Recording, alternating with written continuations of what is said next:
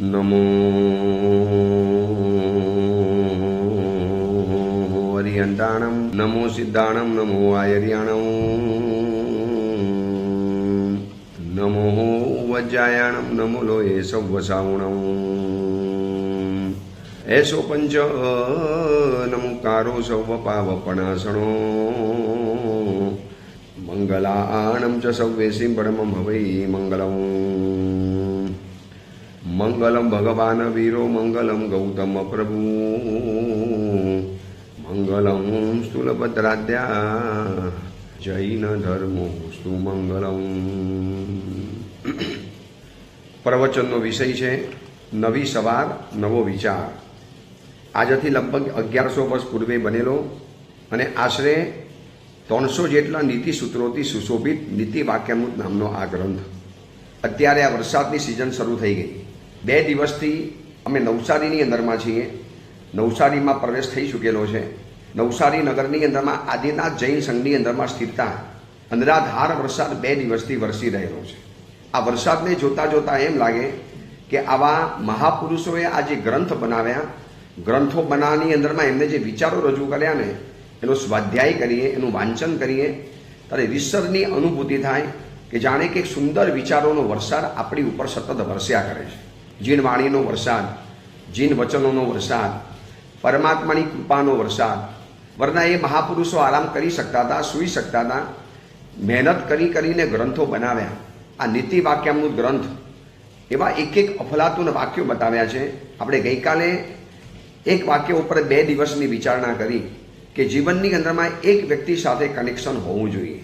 કોઈ પણ એક વ્યક્તિ સાથે ગાઢ સંબંધ તમારે બાંધી લેવાનો, જેથી આગળના ભવોની પરંપરાની અંદરમાં કે આ જ ભવની અંદરમાં સતત એનું માર્ગદર્શન મળતું જાય. હવે આજે 116 નંબરનું બહુ મજાનું સૂત્ર છે. બહુ સુંદર વિચાર રજૂ કર્યો છે. વરમ સ્વામીનો દુઃખમ ન પુનઃ અકાર્ય ઉપદેશેન તદ વિનાશ. વરમ એટલે સારું, ભાઈ બહેતર છે. આપણે નથી કહેતા આના કરતાં તો આ સારું હોય, આના કરતાં તો આ બહેતર છે. વરમ એટલે સારું. સ્વામીનો દુઃખમ, માલિક દુઃખી થાય એ સારું છે. આમ કોઈ ચાહે નહીં કે મારો માલિક દુઃખી બને, મારા ગુરુ દુઃખી બને, મારા વડીલ, મારા ઉપકારી, મારો આગેવાન, મારો કેપ્ટન દુઃખી બને. પરંતુ એવી જગ્યામાં દુઃખી બને એ સારું છે. વરમ એટલે સારું, ભાઈ બહેતર છે. આના કરતાં તો દુઃખી થાય એ સારું સ્વામી. કેમ? ન પુનઃ અકાર્ય ઉપદેશેન તદ વિનાશ. પરંતુ અકાર્યનો ઉપદેશ આપીને એનો વિનાશ કરવો એ તો બિલકુલ ઉચિત નથી. આ સૂત્ર એવી વ્યક્તિઓને લાગુ પડે છે કે જે મોટો શ્રીમંત છે, સેલિબ્રિટી છે, નેતા છે, મંત્રી છે, શેઠ છે, બહુ મોટો સમુદાયનો ગુરુ છે, ગચ્છાધિપતિ છે, શિષ્ય પરિવારથી પરિવરેલા છે, જેની પાસે આજુબાજુની અંદરમાં હજારો માણસો છે, બહુ મોટી ફેક્ટરીનો માલિક છે, બહુ શ્રીમંત છે, બહુ રીચ છે, બહુ અમીર માણસ છે, બહુ તવંગર માણસ છે, બહુ ધનવાન વ્યક્તિ છે. એ બધી જ વ્યક્તિઓ માટે આ બહુ આ સૂત્ર લાગુ પડે છે. જેનું બહુ મોટું ગ્રુપ છે, બહુ મોટું ટોળું છે, જેના ઇન્સ્ટાગ્રામમાં બહુ મોટા ફોલોઅર્સ છે, એવી વ્યક્તિઓ માટે આ સૂત્ર વધુ લાગુ પડે છે. એટલે જે દીકરા દીકરીઓના ફ્રેન્ડ્સ વધારે હોય, મિત્રો વધારે હોય, સ્નેહી વધારે હોય, જેનું ગ્રુપ મોટું હોય, જેના ઇન્સ્ટાગ્રામમાં ફોલોઅર્સ વધારે હોય, જેના યુટ્યુબની અંદરમાં બહુ મોટા ચાહકો હોય, એ બધી જ વ્યક્તિ માટે આ વાક્ય એટલા માટે કામનું છે. સ્વામીનું દુઃખી થવું સારું. તમે જેને માલિક માનો છો, તમે જેની અંડરમાં છો, તમે જેને આગેવાન ગણો છો, તમે જેના શિર છત્ર માનો છો, તમે જેની અંડર માનો છો ને એવો સ્વામી તમારું દુઃખી થાય એ ચાલશે. એક વખત ચાલી જશે, બરાબર, એક વખત ચાલી જશે. પરંતુ એ વ્યક્તિને અકાર્યનો ઉપદેશ આપી અને તમે એનો જે વિનાશ કરો છો ને એ તો બિલકુલ નહીં ચાલે. આજે મોટી વ્યક્તિની આજુબાજુની અંદરમાં કેટલાક ચમચા, કેટલાક જી હજુરિયા, કેટલાક એના હાજી હાની અંદરમાં હા કરનારા. ભાઈ કરોડપતિ માણસ છે, એની ગાડીમાં ફરવું છે, એના પૈસે જલસા કરતા છે, એના પૈસે પાર્ટીઓ મનાવી છે, એના પૈસે લીલા લહેર કરવી છે, એના પૈસે અમન ચમન કરવું છે, એના પૈસે મોજ મજા લૂંટવી છે. શું કામ આપણે એને ખોટો વાતો બતાવવાની? એ જે કે એમાં હાજી હા કરી દેવાનું, પછી એને અકાર્યનો ઉપદેશ આપવાનો, એને ખરાબ રવાડે ચડાવી દેવાનું. જો આજે મોટા ભાગના શ્રીમંતના બેટાઓ, શ્રીમંતના નબીરાઓ, પછી દીકરી હોય કે દીકરો હોય, કેમ ફાટીને ધુમાડી ગયા છે? કેમ આવા બધા અપરાધો કરે છે? આવા જઘન્ય કક્ષાના અપરાધો કેમ કરે? કારણ કે અકાર્ય ઉપદેશ આપી અને એનો વિનાશ કરવા માટે આખું એક ગ્રુપ તૈયાર થયેલું હોય છે. એની આજુબાજુની અંદરમાં એવી જ વ્યક્તિઓ જોડાય છે કે જેને અકાર્યનો ઉપદેશ આપે. હા, કરાય કરાય. આવી હવે માનો યુવાન દીકરો હોય, છેલ બટાવો હોય, કરોડપતિ અબજપતિ બાપનો ધનપતિ બાપનો બેટો હોય, પોતાની કાર લઈને રોડ ઉપર જતો હોય અને રસ્તાની અંદરમાં એક યુવતી રસ્તાની અંદરમાં એકલી ચાલે છે અને એ ધનવાન યુવકને એ દીકરીનું છેડતી કરવાનું મન થયું. એટલે પછી એના દોસ્તારોને કહેશે, શું ક્યાં જાય, એકવાર મજા કરી લેવી છે, છોકરીની છેડતી કરી લેવી છે, એકલી છે, રોડ ઉપર કોઈ છે નહીં, રસ્તો સુમસામ છે, આપણે ગાડીની બાજુમાંથી ભગાવી દઈએ, બરોબર એને અડીને. છોકરી બચારી ચમકી જાય, ડરી જાય. આપણે મારવી નથી, પણ થોડીક મજાક કરી લઈએ, એની મજાક કરી લઈએ, શરીરથી થોડા અડપલા કરી લઈએ, પાછળથી થોડો થપ્પડ મારી લઈએ, એના શરીરના અયોગ્ય ભાગને આપણે સ્પર્શી લઈએ. આવું કદાચ ઓલો કહે ને એટલે મિત્રો કીધું શું કે હા કરો કરો, મજા આવશે યાર, મજા આવે. આવું કંઈક જીવનમાં હોવું જોઈએ. તો આવા સમયની અંદરમાં આ મહાત્મા કહે છે કે પ્લીઝ આવી વ્યક્તિઓની સાથે તમે જીવનમાં નહીં રહેતા. જે પોતાના સ્વામીને દુઃખી થવો નથી જાતો. હવે સ્વામીને ના પાડે એટલે સ્વામી દુઃખી થાય, નારાજ થઈ જાય, પછી ગુસ્સો વગેરે કરે. કોણ એને ના પાડવા જાય? એને જે કરવું હોય એ કરવા દેવાનું. બસ આવું વિચારી અને જે પોતાના સ્વામીને સાચી સલાહ નથી આપતો એ માણસ પોતાના સ્વામીનો વિનાશ કરી રહેલો છે. અહીંયા સ્પષ્ટ કહી દીધું, તમારો માલિક દુઃખી થાય એ ચાલશે. માનો એક 50 ગુરુનો શિષ્ય છે, 50 શિષ્યોનો એક ગુરુ છે અને ગુરુને કંઈક પણ એવું અકાર્ય કરવાનું મન થયું. શિષ્યો કે ગુરુદેવ કરાય, હવે વાંધો નહીં, આપ વડીલ છો, આપ આચાર્ય છો, કોણ આપણે પૂછવા માટે આવવાનું છે? ગુરુદેવ કરી શકાશે, કાંઈ વાંધો નહીં, કરી લો ને એક વખત. તો માની લેવાનું કે આ લોકો બહુ ખોટા રસ્તે જઈ રહેલા છે અને આવા સલાહકાર જેની બાજુની અંદરમાં હોય. મેં ગુજરાતી પુસ્તકમાં એક વાક્ય વાંચેલું, ચમચો જે તપેલીમાં હોય છે એ તપેલીને ખાલી કરી નાખે છે. આ વાક્યનો ભાવાર્થ વિચારજો ફરી વખત. ચમચો જે તપેલામાં હોય છે એ તપેલાને ખાલી કરી નાખે છે. ચમચા જેવી વ્યક્તિ તમારી પાસે આવે ને, તમારા જીવનને પણ ખાલી કરી નાખે. તમને સાચી સલાહ નહીં આપે, સાચી સલાહ આપવા પણ નહીં દે. એ તમારી હાજીની અંદરમાં હા કરશે. તમારા દોસ્તોની અંદરમાં એક દોસ્ત એવો હોવો જોઈએ જે કાન પકડે તમારો, યાર શું કરે છે? યુવાન છોકરો થઈને છોકરીની મસ્કરી કરે છે. આપણે તો યુવતીઓનું રક્ષણ કરવાનું હોય, કોઈ પરાઈ મા બહેનના આપણે રક્ષક બનવાનું હોય અને તું જ ભક્ષક બનશે. આ તારા સંસ્કાર છે માતા પિતાના. આવું ન કરી શકાય. હું તારી સાથે નથી. જો આવું તારે કાર્ય કરવું હોય ને, તું તારા રસ્તે જા, હું મારા રસ્તે જાઉં. આવા કાર્યમાં હું તને સાથ નહીં આપું, બિલકુલ નહીં આપું. સોય ઝાડકીને સ્પષ્ટ કહીને, એને ખોટું લાગે તો લાગે, એ ભડકી જાય તો ભડકી જાય, એને જે લાગવું એ લાગવાનું. હું તને સહાય નહીં કરું, હું તારી સાથે નહીં ઉભે રહું. વરમ સ્વામીનો દુઃખમ, પોતાનો માલિક દુઃખી થાય એ ચાલે, પણ સાચી વ્યક્તિ એને અકાર્યનો ઉપદેશ આપીને એનો વિનાશ નહીં થવા દે, એને અડકાવશે. પણ તમને ખબર છે કેટલાક માણસો સલાહકાર છે ને હંસ જેવા હોય, બહારથી પણ સારા અને અંદરથી પણ સારા. બીજા નંબરના કેટલાક સલાહકારો, હાજી હજુરિયા, દોસ્તો, ગ્રુપની અંદરમાં તમને કેટલીક વ્યક્તિઓ કાગડા જેવી મળવાની, જે અંદરથી કારો છે અને બહારથી પણ કારો છે. એને તમારે સમજવો બહુ સહેલો. ખબર જ છે કે ભાઈ બહારથી પણ કારો છે ને અંદરથી કારો છે. હંસને પણ સમજવો સહેલો, બહારથી પણ સારો છે અને અંદરથી કારો છે. પણ કેટલાક દોસ્તો, કેટલાક ગ્રુપની અંદરમાં એવા કેટલીક વ્યક્તિઓ અંદરમાં ઘૂસી જાય છે જે બગલા જેવી હોય છે. બહારથી ઉજળો છે પણ અંદરથી કારો છે, એનું મન મેલું છે. બહારથી તમારી સામે હા હજુરિયાની વાતો કરશે, તમને ખોટું નહીં લાગે માટે નકલી હાસ્ય કરશે અને તમને અકાર્યના રસ્તાની અંદરમાં એવા હવાડે ચડાવી દેશે ને કે દુર્ગતિની અંદરમાં જવાનું કે જેલના સરિયા પાછળ જવાનું તમારે વારો આવશે. એ તમારી સાથે ગાડીમાં બેઠા હોય, તમે હીરો બનીને કાર ચલાવતા હો. માનો તમે શ્રીમંત બાપના બેટા છો, તમને પિતાજીએ મર્સિડીઝ કાર આપી દીધી છે, ફરારી કાર આપી છે, છેલ્લામાં છેલ્લી કક્ષાની કાર તમને ફરવા માટે આપી છે અને 5-7 દોસ્તો અંદરમાં બેસાડ્યા. એ લોકોને તો મફતમાં ફરવાનું છે, મફતમાં સવારી કરવી છે, મફતમાં પાર્ટીઓ કરવી છે, મફતમાં હોટલમાં ખાવું છે, મફતમાં ભેટ સુગાડ લેવી છે. અને શ્રીમંત બાપના બેટાને પણ અક્કલ નથી હોતી કે કેવા દોસ્તારોને સાથે રખાય. અને પછી દીકરો જ્યારે 120 ઉપરની સ્પીડ ચલાવે ને પાછળવાળા દોસ્તો કે વાહ વાહ વાહ, શું હીરો છે યાર, આપણો મિત્ર કેવો હીરો છે, જો એની તમે એની હિંમત જુઓ યાર, જવાને ભગાવ ભગાવ, અમે તારી સાથે છીએ, ઓર ગાડી દોડાવો. 120, 140 180ની સ્પીડ સુધી ગાડી લઈ ગયો, 180 ઉપર ગાડી લીધી અને તાલીઓ પાડે છે. એમાં એક જગ્યાએ નાનકડી ગફલત થઈ ગઈ, ડિવાઈડર, ઝાડ કે કોઈ જગ્યાએ કાર ભડકાઈ અને પછી જે વિનાશ વેરાય છે ને, અને એ વખતે બધા જોતા રહી જાય છે અને સ્વામી બચારો વિનાશ પામી જાય, સ્વામી નુકસાનની અંદરમાં ચાલ્યો જાય. તો એ સમયમાં શું કોઈ કહી ન શકે ભાઈ શું કરે છે? જાન કિંમતી છે કે સ્પીડ કિંમતી છે? જિંદગી મફતની મળી છે? તારા માતા પિતા માટે તારી જિંદગી જીવવાની નથી? શું કરે છે દોસ્તા? તું હમણાં ગાડી ઊભી રાખ, હું તો નીચે ઉતરી જાઉં છું. મને આ બધું પસંદ નથી, મારી સાથે આવી બધી વાતો નહીં કરવાની, મને આવી ચીજ પસંદ નથી. આવું સ્પષ્ટ કહી દેનારો માણસ જો હોય ને તો એ વર્તમાન સમયમાં ખૂબ જરૂરી છે. પણ યાદ રાખજો, આ વર્તમાન સમયની અંદરમાં કોઈનો એવો વિચાર કરવા માટે તૈયાર નથી. મારે શું છે એ કરે છે ને એને કરવા દો, એને ભારે, એના પૈસે લહેર કરે છે. તમે એના સેવક હો, તમે એના મુનિમ હો, તમે એના સેક્રેટરી હો, તમે એના સલાહકાર હો, તો તમારે સાચી સલાહ આપી દેવાની કે દોસ્ત આ કરવું ઉચિત નથી. કેટલાક વીઆઈપી સેલિબ્રિટીઓની આસપાસ ચમચાઓ હજુરિયાઓનું એવું એક ટોરું, એવો ગ્રુપ જમા થઈ જાય છે.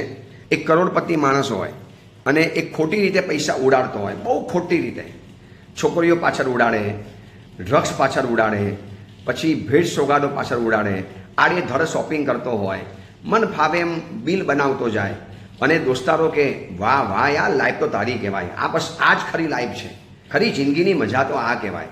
યાર તારા જેવી લાઈફ ખરેખર કોઈ જીવી ન શકે, તું મર્દ માણસ છે, ખરેખર તું હિંમતવાળો માણસ છે. બસ આવા જી હજુરિયા મસ્કા મારતા જાય, જી હજુરિયા એને પાનો ચડાવતા જાય અને ઓલી વ્યક્તિ ઓર વધારે આગળ વધે અકાર્યની અંદરમાં. તો આ શાસ્ત્રકાર કહે છે કે સ્વામી દુઃખી થાય એ તમે ચલાવી લેજો, પણ અકાર્યનો ઉપદેશ આપી ખોટી બાબતોમાં તમે એનો સલાહકાર બની, તમે એના સાથીદાર બની, તમે એને સાથ આપીને, તમે એને કંપની આપીને એના વિનાશની અંદરમાં તમે ભાગીદાર નહીં બનતા. આ હમણાં જે ઘટના ખૂબ ચાલે છે, પેપરોની અંદરમાં પાના ભરીને જે ઘટનાનો ઉલ્લેખ થાય છે, આ શ્રીયા, કમલેશ અને ચેતન, શ્રીયા ગોયલ નામની 20 વર્ષની કન્યા. હવે એનો જે દોસ્ત હતો ચેતન, એ ચેતને આ શ્રીયાને સાચી સલાહ ન આપવી જોઈએ કે બેન આપણે એક સમયની અંદરમાં ફ્રેન્ડ્સ હતા તો વાત બરોબર છે, એ સમયે જે હતું તે હતું, હવે તારા એન્ગેજમેન્ટ થઈ ચૂકેલા છે, આટલો કરોડપતિ પરિવારનો તને દીકરો મળ્યો છે, શું કામ હવે ખોટા રસ્તે જઈ રહી છે? શું કામ તું તારા પતિનો વિનાશ કરવા માટે તૈયાર થાય છે? શું કામ આવી બધી યોજનાઓ બનાવે છે? નહીં બનાવ, હું તને સાથ નહીં આપું.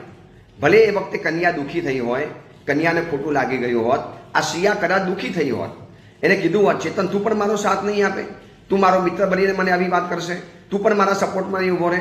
કહી દેવાનું ખોટી બાબતમાં હું સપોર્ટમાં નહીં ઊભો રહું, સાચી બાબત હશે તો આઈ અપ્રિશિએટ યુ, હું તારી સાથે છું, હું તને બરોબર પુશઅપ કરીશ, પણ ખોટી બાબતમાં તો ક્યારેય નહીં.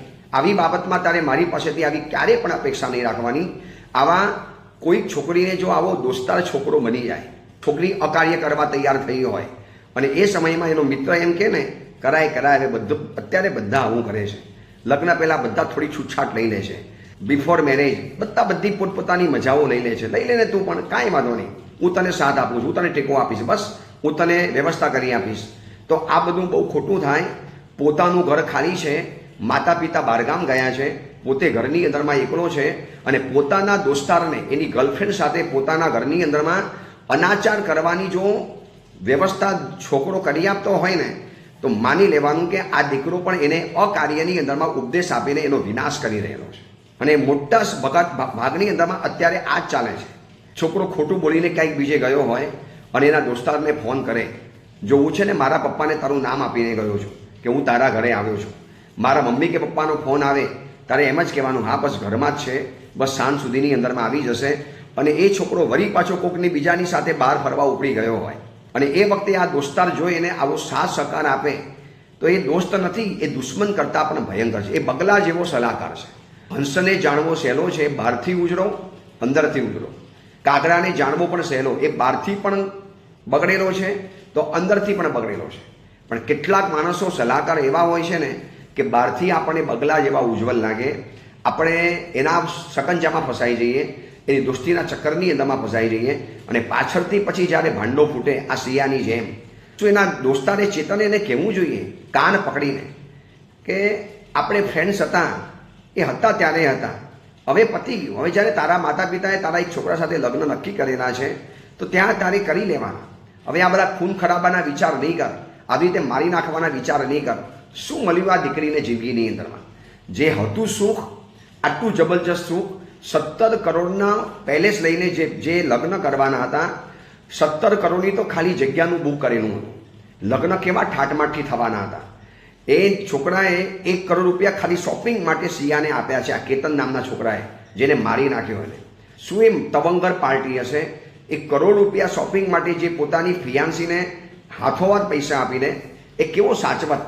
હવે જેલમાં જવાનું, કલંકી જિંદગી જીવવાની, જિંદગીભર માટે કલંકનો ટેગ લઈને ચાલવાનું, સમાજમાં મોઢું પણ ન બતાવી શકે, એનો પરિવારને નીચા જોણું થાય. અને શું મળ્યું સુખ? જે હતું એ તો ગયું, ચેતન પણ ગયો, કેતન પણ ગયો. હવે જેલના સરિયાની પાછળ જિંદગી ગુજારવાની. 20 વર્ષની નાનકડી ઉંમર, જે ઉંમરે તો માણસ થનગનતો હોય, સંસ્કારોથી ભરેલો હોય, પણ આવું કેમ થાય છે? અકાર્યનો ઉપદેશ કરનારા દોસ્તારો આજુબાજુની અંદરમાં આવી જાય છે. અને જે વધુ શ્રીમંત છે એના માટે આ જોખમ વધુ છે. યાદ રાખજો, પુણ્યશાળી માણસ છે, જેનું પુણ્ય અત્યારે ઉદયમાં છે, જેનું પુણ્ય અત્યારે જબરજસ્ત તેજીની અંદરમાં ચાલે છે. આ તમારા માટે વાત નથી, અમારા સાધુ જીવનમાં પણ આ જ જોવા માટે મળે છે. એક સાધુ હોય, નાની ઉંમરે પદવી મળી ગઈ, નાની ઉંમરે આચાર્ય બની ગયા, નાની ઉંમરે જબરજસ્ત પ્રવચન પ્રભાવક બની ગયા, નાની ઉંમરની અંદરમાં ખૂબ ભક્તોનો સર્કલ, ભક્ત વર્ગ પેદા થઈ ગયો. જે કામમાં જાય સામૈયા, નૌકરસિંહ, ઠાઠમાઠ, બહુમાન સમારંભ, રાજનેતાઓ આવે, શ્રીમંતો પડાપડી કરે, ચડાવા થાય અને એમનું ચોમાસું કરવાની પણ બોલબાલા થતી હોય. હવે આવા સમયની અંદરમાં કેટલાક ખોટા સાવકો અને સાવિકાઓ આજુબાજુની અંદરમાં ઘેરી વળે, જે ખોટી સલાહ આપે. એ સમયમાં સાધુએ બહુ સાવધાન રહેવા જેવું છે. જો ખોટી સલાહની અંદરમાં દોરવાઈ ગયા અને અકાર્ય કરવા તૈયાર થઈ ગયા તો 12 વહાણ ડૂબી જાય, બધું જીવનની બાજી ખતમ થઈ જાય. એ સમયે કેવું દુઃખ થાય! એક નાનકડી ભૂલ અને આખી જિંદગી તબાહ. એક નાનકડો અપરાધ, એક નાનકડી સ્કલના અને આખી જિંદગી ભર માટે પસ્તાવાનું, પેટ ભરીને પસ્તાવાનું. આના કરતાં એવા ખોટા બગલા જેવા દોસ્તારોથી દૂર જ થઈ જવાનું. મારે એની બાજુની અંદરમાં જવું નથી. અને બીજી વાત, ગાડી આપણે તપાસીને લઈએ, મોબાઈલ આપણે ચકાસીને લઈએ, ફર્નિચર બરોબર જોઈને લઈએ, ભોજન પણ બરોબર તપાસીને પેટમાં નાખીએ. આ બધી જ બાબતો આપણે જો જોઈ ચકાસીને કરીએ. કપડાની પણ પસંદગી, અરે પહેલાં કપડાં પસંદ કરતાં પહેલાં ચેન્જ રૂમમાં જાય અને ચેન્જિંગ રૂમની અંદરમાં જઈને કપડાં બરોબર ચકાસી લે કે મારા માપના છે કે નથી. હું તમને કહું, આ બધી જ વસ્તુઓ, ગાડી, મોબાઈલ, ફર્નિચર, ભોજન, વસ્ત્ર, આ બધું જો જોઈ ચકાસીને તપાસીને લેવું છે તો સલાહકારની પસંદગીમાં શું કામ ધ્યાન નહીં રાખવાનું? એવો સલાહકાર રાખો જે આપણને સાચી સલાહ આપે. આ ઓડિયો પ્રવચનને શ્રોતાઓને હું ખાસ કહી દઉં છું કે તમારા સર્કલની અંદરમાં એક વ્યક્તિ એવો હોય જે તમને સાચી સલાહ આપે. યાદ છે ભરત ચક્રવર્તી, આ અવસર પેઢીના પ્રથમ ચક્રવર્તી, રાજા ઋષભ, પ્રથમ તીર્થંકર આદિનાથ દાદાના પ્રથમ પુત્ર ભરત ચક્રવર્તી 6 ખંડનું જ્યારે સામ્રાજ્ય જીતીને આવ્યા છે. અને ચક્રવર્તી કહે છે, આ ચક્રવર્તીપણાનો અહંકાર, આ ચક્રવર્તીપણાનો મદ, આ ચક્રવર્તીપણાનું અભિમાન, આ ચક્રવર્તી પદનો નશો મારી ઉપર સવાર ન થાય એટલા માટે એમને વ્યક્તિઓને રાખી જે રોજ આવીને એમને કહે, રાજન, તમે ભલે આખી દુનિયા જીતી છે પણ તમે હજી કર્મોથી હારેલા છો. જીતો ભવાન માહણ માહણ. હે રાજન, તમે જીતાયેલા છો, તમે હજી ગુલામ છો, તમે કર્મને પરવશ છો, તમારી ઉપર હજી કર્મો છે, સાવધાન રહેજો ભાઈ, સાવધાન બનજો. ચક્રવર્તી બન્યા છો, 6 ખંડનું સામ્રાજ્ય આવ્યું, ધરતીનો ખૂણે ખૂણો તમારા સામ્રાજ્યની અંદરમાં આવી ગયો. ત્યાં તમારી આણ ફરકે છે, ત્યાં તમારી આજ્ઞાના વાવટા ફરકે છે, પરંતુ યાદ રાખજો હજી પણ તમે કર્મના ગુલામ છો. આવું રોજ ચક્રવર્તીના સિંહાસન ઉપર બેસે ત્યારે એને કહેવા માટે, આ સાંભળવા માટે એને સ્પેશિયલ માણસો નિયુક્ત કરેલા. શું આજે કોઈ એવો છે કરોડપતિ અબજોપતિ માણસ? બળી ઠરીને જવું, મોંઘી દાઢ કારની અંદરમાં જ્યારે પ્રવાસ શરૂ કરું ત્યારે ઘરની અંદરમાં એક વ્યક્તિ એવી હોય, ભાઈ સાવધાન, હજી કર્મો બાકી છે, સાવધાન રહેજો. કયા સમયમાં કયું કર્મ ઉદયમાં આવે ખબર નથી. હું તમને એક દ્રષ્ટાંત બતાવું. પૂજ્યપાદ રત્નસુંદર સુરેશ્વરજી મહારાજા 4 વર્ષ માટે પૂજ્યપાદ ગચ્છાધિપતિ ભગવાન જયગો સુરેશ્વરજી મહારાજના કહેવાથી દિલ્હીની અંદરમાં ચોમાસું કરવા માટે ગયા. અમુક શાસનના સામાજિકને જે કાર્યો હતા માટે હવે ત્યાં ગયા પછી પુણ્યશાળી મહાત્મા અદ્ભુત પ્રવચન અને સ્વભાવ સુંદર એટલે દિલ્હીની અંદરમાં અદ્ભુત જમાવટ થઈ. અને આ બધી જમાવટના સમાચાર પૂજ્યપાદ ગચ્છાધિપતિ ભગવાન જયગોસ્વામી સ્વામીજી મહારાજ સાહેબને 4 પાનાનો પત્ર ભરીને લખ્યું. સાહેબ, આપે દિલ્હી મોકલ્યો, કયા કયા નેતાઓ મળ્યા, કેવા કેવા કાર્યો થયા, કેવી કેવી સંભાવનાઓ ઊભી થઈ, કેવા લોકોની વશમાં પ્રવચનો થયા, દિલ્હીની એનેક્સી સંસદ ભવનની અંદરમાં પ્રવચન થયું. આ બધા સમાચાર જ્યારે લખ્યા, તમે માનશો, આમ સામાન્યથી આવું કોઈ શિષ્ય પોતાના ગુરુને લખે ને તો ગુરુ શું કહે, વાહ બેટા વાહ, વાહ ધન્યવાદ, ખરેખર નામ ઉજ્જવલ કર્યું સમુદાયનું મારું, હજી ઓર આગળ વધ, ખૂબ આગળ વધજો, ખૂબ આગળ વધજો, શરીરને સાચવજો, શાંતિથી ગોચી પાણી વાપરજો, આરામ કરજો, બહુ દોડધામ નહીં કરતા, તમે પ્રભાવક છો, થોડીક શાંતિથી કામ લેજો. આ બધું લખવા કરતાં પૂજ્યપાદ ગચ્છાધિપતિ ભગવંતની એક નાનકડી ચિઠ્ઠી આવી. એમાં માત્ર 2 લાઈન લખેલી આવી, પૂજ્ય આચાર્ય શ્રી રત્નસુંદર સુરીજી, અનુવંદના, સાતામાં હસો, તમારો પત્ર મળ્યો, વાંચીને આનંદ થયો. હજી આપણે કર્મ રાજાના ગુલામ છીએ, હજી આપણી પાસે ઘણા કર્મો પડેલા છે. વિષય કસાય, રાગ દ્વેષ કોઈ પણ જગ્યાએ ગમે ત્યારે હુમલો કરી શકે છે. બસ એનાથી સાવધાન રહેજો. દિલ્હીમાં છો તો એનાથી સાવધાન રહેજો. હું તમને કહું, આ પૂજ્યપાદ ગચ્છાધિપતિ ભગવંત જ લખી શકે. આવા મહાન પ્રભાવક સુરીવરને આવી મહાન શાસનની પ્રભાવના કરી હોય, એનો પત્ર આવ્યો હોય અને પત્રની અંદરમાં આ હિંમતથી લખી શકે કે વિષય કસાયનું જોર બહુ છે, અનાદિકાળથી આ વિષય કસાયો આપણી પાસે છે, એનો ભરોસો નહીં કરતા. ક્યારે પણ આ વિષય કસાયમાં આપણે સપડાઈ જઈએ છીએ. બસ એ સાવધાન રાખીને શાસન પ્રભાવનાના કાર્યમાં આગળ વધજો. રત્નસુંદર સુરી મહારાજ સાહેબ કે જિંદગીની અંદરમાં બધા પત્રો ફાડીશ, પણ આ પત્ર હું ક્યારે નહીં ફાડું. કાયમ માટે આંખ સામે રાખું છું. મને આમાંથી શિખામણ મળે છે કે અકાર્ય કરવા તરફ આગળ નહીં વધતા. વિષય કસાયોનો કોઈ ભરોસો નથી, ક્યારે પણ હુમલો કરી શકે, વિષય કસાયો ક્યારે પણ એટેક કરી શકે, વિષય કસાયો ગમે ત્યારે આપણી ઉપર હુમલો કરી શકે એમ છે. એટલે સાવધાન રહેવા જેવું છે. તમને કહું, આવા ગુરુ ભગવંત હોય ને તો આપણને આવી સલાહ આપે.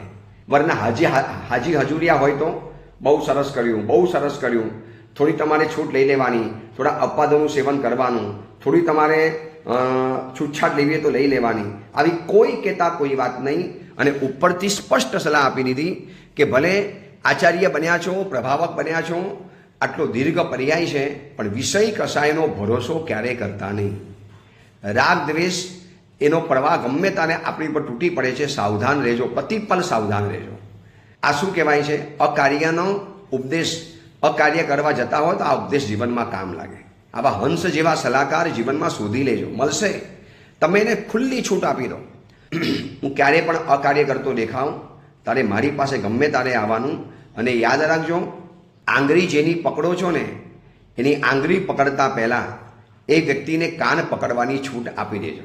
તમે એની આંગળી પકડી એટલે તમે એનો સાથીદાર બન્યા, તમે એને તમારો કંપનીયર બનાવ્યો, તમે તમારો જોડીદાર ભાગીદાર બનાવ્યો, તમે તમારો સંઘાટક બનાવ્યો, તમે તમારો જોડીદાર સાથીદાર બનાવ્યો. ભલે બનાવો, એની આંગળી ભલે પકડી, પણ યાદ રાખજો, એની આંગળી પકડતા પહેલાં એને કહી દેજો કે તને મારો કાન પકડવાની છૂટ.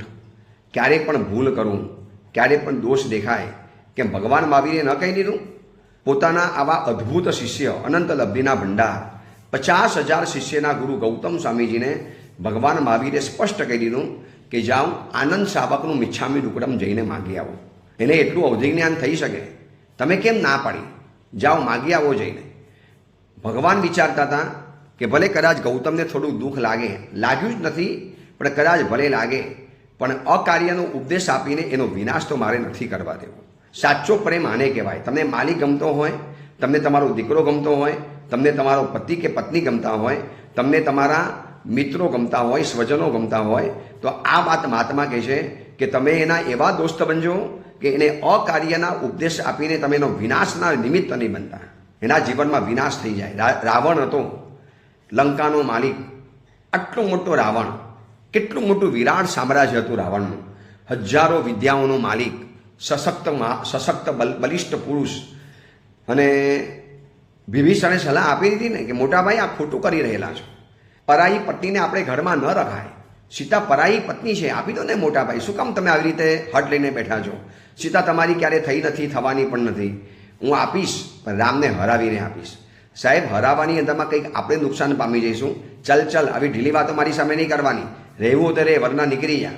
તો વિભીષણે જોયું કે મારા ભાઈનો વિનાશ થાય એના કરતાં મારે એને અકાર્યમાં અટકાવવો તો જોઈએ જ. વિભીષણે એમ કીધું હોત, નહીં ભાઈ બરોબર છે, આપણે રામને હરાવા છે, પછી આપણે આપીશું, રામની ઇજ્જત કાઢીશું. ના કેમ પાડે સીતા? જાઓ તમે એની ઉપર બલજબરી કરો, એની ઉપર રેપ કરી દો. આવી કોઈ સલાહ નથી આપી, ઉલટાનો અટકાવ્યો છે કે ભાઈ આ ખોટું કરી રહેલા છો, તમારાથી આવું ન કરાય. તમે રાજા છો, લોકો શું શીખશે પ્રજા તમારી પાસેથી? ખોટું લાગે તો ખોટું લાગે, ગુસ્સો કરે તો કરે. વરમ સ્વામીનો દુઃખમ, મારો સ્વામી ગુસ્સો કરે, દુઃખી થાય, મારા સ્વામીને તકલીફ આવે, બધું જ મને પોસાશે. પણ ન પુનઃ અકાર્ય ઉપદેશે ન તદ વિનાશ. અકાર્યનો ઉપદેશ આપી મારે એનો વિનાશ તો નથી કરવો, મારે એને વિનાશના રસ્તે તો નથી લઈ જવો. ભાઈ મારો મિત્ર છે, મારો પુત્ર છે, મારો પતિ છે, મારી પત્ની છે, મારે એને ખોટી સલાહ આપીને શું કામ દુઃખી કરવાનું? મારો ગુરુ છે, મારો ચેલો છે, તો મારી જવાબદારી છે કે એને મારે સાચો ઉપદેશ આપી જ દેવાનો. ખોટા અકાર્યની અંદરમાં એને મારે સલાહ, એને સાથ આપી અને મારે એનું નુકસાન ન કરી શકાય. જો બધા જ આ વિચારણા કરે ને તો 90% અકાર્યો જીવનમાંથી ઘટી જાય. પણ લોકો ઉશ્કેરે છે, કરાય, કોઈ વાંધો નહીં, જા જીવનમાં એક કીક લાગે. આવું જીવનમાં થોડુંક સાહસ હોવું જોઈએ, થોડી આવી જિંદગી રંગીન હોવી જોઈએ. શું યાર પછી આમ ન કરાય ને ન કરાય એ બધા બંધનોમાં રહેવાનું. થોડીક મજા કરી લેવાની, થોડુંક રાત્રિ ભોજન કરી લેવાનું, થોડીક અભક્ષ ખાઈ લેવાનું. અરે થોડા કંદમૂળ ખવાય યાર, ના કેમ ખવાય?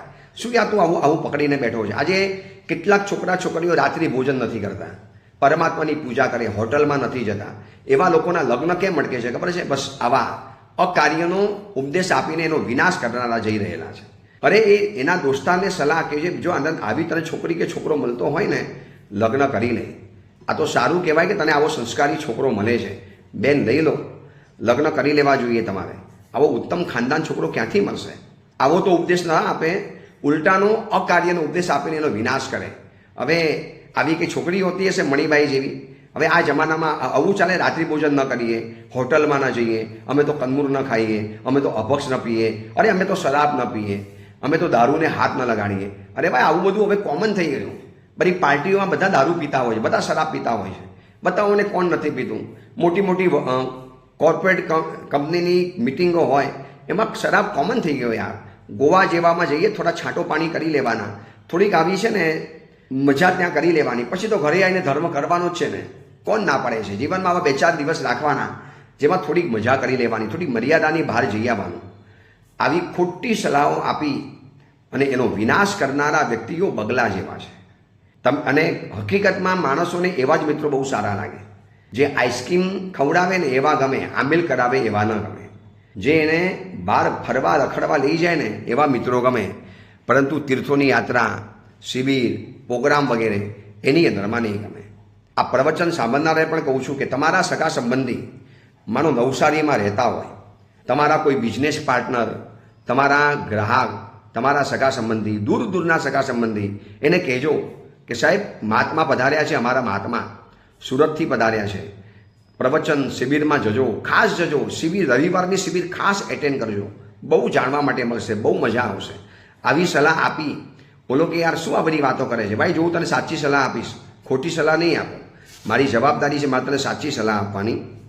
તો સાચી સલાહ આપનારો માણસ ભલે કદાચ નહીં ગમતો હોય, જેમ વિભીષણ નથી ગમ્યો, વિભીષણ ગમ્યો નથી. કૌરવોની સભાની અંદરમાં પણ એક વિકર્ણ નામનો દુર્યોધનનો ભાઈ હતો, વિકર્ણ, જેની તાકાત કશી હતી નહીં, છતાં પણ એને ભર સભાની અંદરમાં એક વખત દુર્યોધનને કહી દીધું કે ભાઈ આ તમે ભાભીને આવી રીતે ભર સભાની અંદરમાં નગ્ન કરવાની કોશિશ કરો અને આવી રીતે લાવો ને ભાઈ, આ યોગ્ય નથી, આપણું કૌરવ કુળની લાજ જાય. દુર્યોધને એને ધમકાવ્યો, બહુ કીધું તું ડાપણ કરનારો કોણ, તને કોણે હેસિયત છે, શું તારું કહેવાનું છે? એની તાકાત કશી હતી નહીં, પણ અકાર્યમાં સાતો ન જ આપે. જેમ જટાયુને આપણે યાદ કરીએ છીએ ને કે જ્યારે સીતા મૈયાને રાવણ ઉપાડીને જાય છે, પોતાની તાકાત હેસિયતનો વિચાર કર્યા વગર જટાયુ કેવું ઝપટી પડ્યું, કેવો રાવણ સામે યુદ્ધ કરવાની અંદરમાં ગયો. ભલે વિનાશ થઈ ગયો, ભલે મરી ગયો, પણ આજે દુનિયા યાદ કરે છે ને કે જટાયુ હતો કે જેને અકાર્યની અંદરમાં ઉપદેશ તો નથી જ આપ્યો. એને પોતાના માલિકને સાચો રસ્તો સમજાવવાની કોશિશ કરી. તમે સમજાવો. માલિક ડાયો હશે તો સમજશે. પાછળથી એને અહેસાસ થશે કે આની સલાહ આપી તો મારા જીવનનું કામ થયું. અને જે ન સમજે એવા માલિક કે દોસ્તારો રાખીને પણ મતલબ શું છે? શું કામ તમારે એના અકાર્યના સાથીદાર બનવાનું? શું કામ અકાર્યના પાપના પોટલા બાંધવાના? આના કરતાં આવો દોસ્તાર લિસ્ટમાંથી કાઢી મૂકો અને બહાર નીકળી જાઓ. ઘણા સારા દોસ્તારો છે, ઘણી સારી વ્યક્તિઓ છે જે તમને જીવનની અંદરમાં સાથ સહકાર આપી શકે છે. ચલો, આ અંગેની બીજી વિશેષ વાત આપણે આવતીકાલે કરીશું. એ જ મંગલ કામના મંગલ ભાવના. જીનાગના વિરુદ્ધ કાંઈ પણ બોલાયું હોય તો મિચ્છામી દુક્કડમ.